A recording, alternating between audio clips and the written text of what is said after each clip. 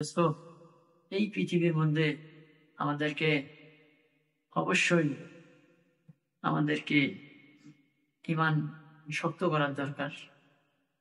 ভাই আসেন আমরা কিভাবে ঈমান মজবুত করা যায়, কিভাবে আমল করা যায়, আর কিভাবে আমাদেরকে এই দুনিয়ার মধ্যে ঈমান নিয়ে কবরে যাওয়া যায় আমরা প্রস্তুতি নিই। ভাই এই দুনিয়ার মধ্যে আমরা থাকতে আসিনি, এই জন্য ভাই আসেন আমরা যতটুকু পারি আমরা ঈমান শক্ত করে ধরি। আজকে মুসলমান হয়ে কিভাবে মুসলমানের সাথে মারামারি করে, কিভাবে মুসলমানের কষ্ট দেয়। আজকে আমাদেরকে এই কাফেররা কেন মুসলমানদেরকে মারতেছে? ফিলিস্তিনের এক একটা বাচ্চা, তাদের রক্ত, তাদের কষ্ট দেখলে চোখের পানি ঝরে।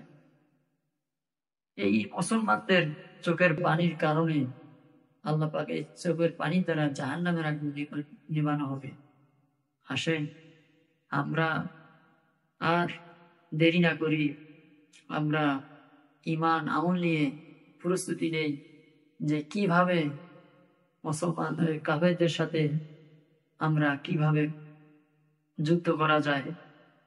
বদরের যুদ্ধে 313 জন সাহাবা, তাদের সাথে হাজার হাজার কাফেররা পারে নাই। আল্লাহ পাক ফেরেশতার সহযোগিতায় 313 জন সাহাবা বদরের যুদ্ধে কিভাবে কাফেরদেরকে শহীদ করেছে।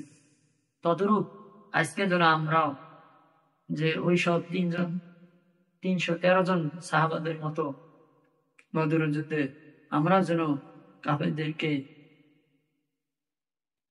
শহীদ করতে পারি, কাফেরদেরকে যেন আমরা তাদেরকে ধ্বংস করতে পারি, আমরা এই প্রস্তুতি নিই। ওয়াখির দাওয়ানা আলহামদুলিল্লাহি রাব্বিল আলামিন। আমি এখানে শেষ করছি। আসসালামু আলাইকুম ওয়া রাহমাতুল্লাহ।